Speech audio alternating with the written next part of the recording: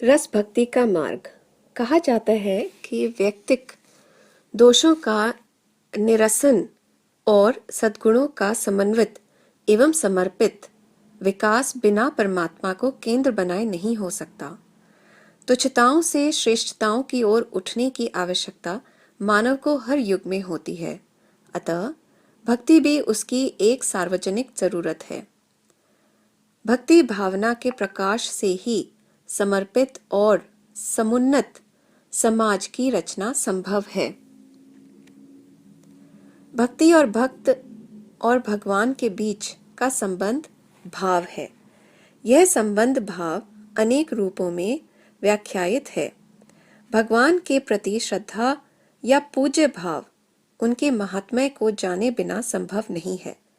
प्रभु बड़े हैं और मैं उनका अंश हूँ, उनका दास हूँ। इस प्रकार का भाव दास्य भाव का आधार है। वे मेरे सखा हैं, यह सख्य भाव का आधार है। लौल्य होने पर वात्सल्य होता है और कांता कांत भाव मानने से माधुर्य भाव का उदय होता है।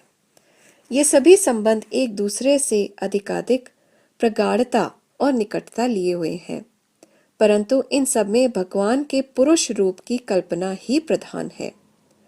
माधुर्य भाव का एक और गहन रूप है जिसे सहचरी भाव कहते हैं। रस स्वरूप परमात्मा रस विलास के लिए अपने को प्रिया प्रीतम दो रूपों में नित्य लीलारत रखता है। इस लीला की विधात्री, प्रेरिका, संचालिका सहचरी है। कांता कांत भाव में कहीं न कहीं स्वसुख भोग की कामना विद्यमान है, परंतु सहचरी तो प्रिया प्रीतम को तत्सुख भाव से लाड़ लड़ाती है। यह तत्सुख सुखित्व ही प्रेम का तटस्थ और पूर्ण योग है।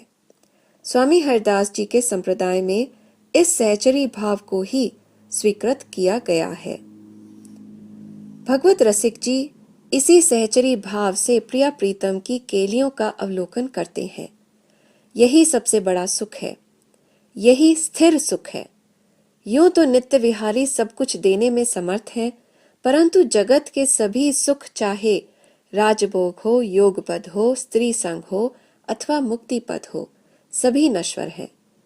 वे स्वयं कहते हैं कि हे श्याम, जब तुम इनमें से कोई भी वरदान किसी सकामी भक्त को दे देते हो तो वास्तव में वह ठगा ही जाता है, क्योंकि तुम तो उस परम स्थायी सुख के दाता हो जो और कोई दे नहीं सकता।